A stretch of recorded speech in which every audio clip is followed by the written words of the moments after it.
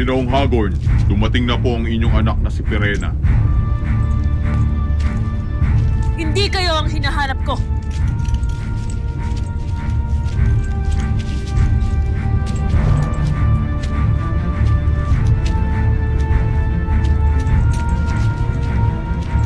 Kanina pa kita hinihintay. Ang aking anak at handa. Nababalik lamang ang kanilang tuliran kung tutupad ka sa ating usapan.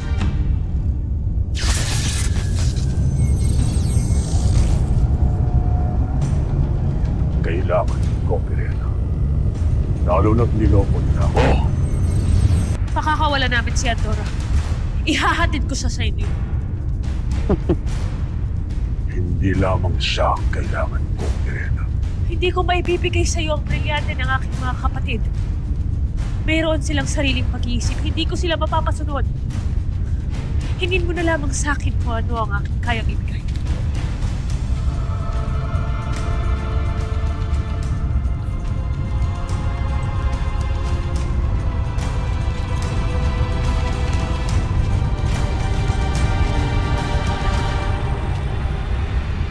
Ang kaharian ng Hathoria bukod sa iyong brilyante, Pirena.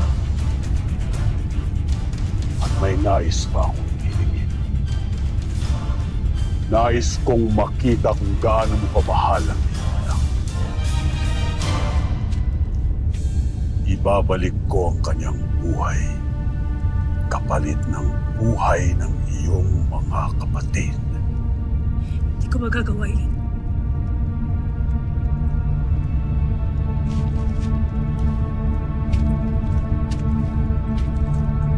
Kung ganon,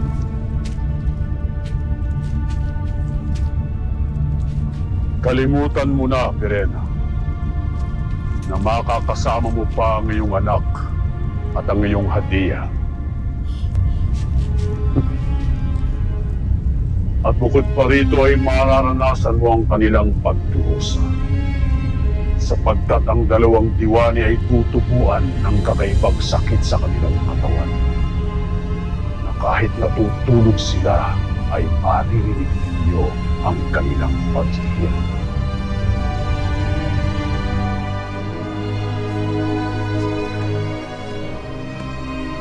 Mira.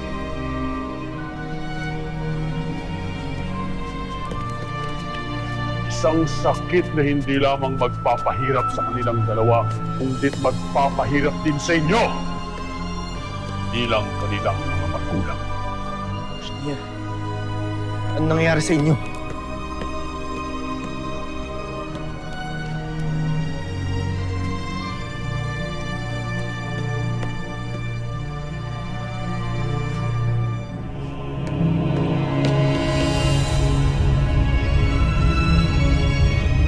Tingnan natin kung kaya mo silang tiisin. Tigilan mo ito, Hagorn! Huwag mong gawin ito sa aking anak at sa iyong apo.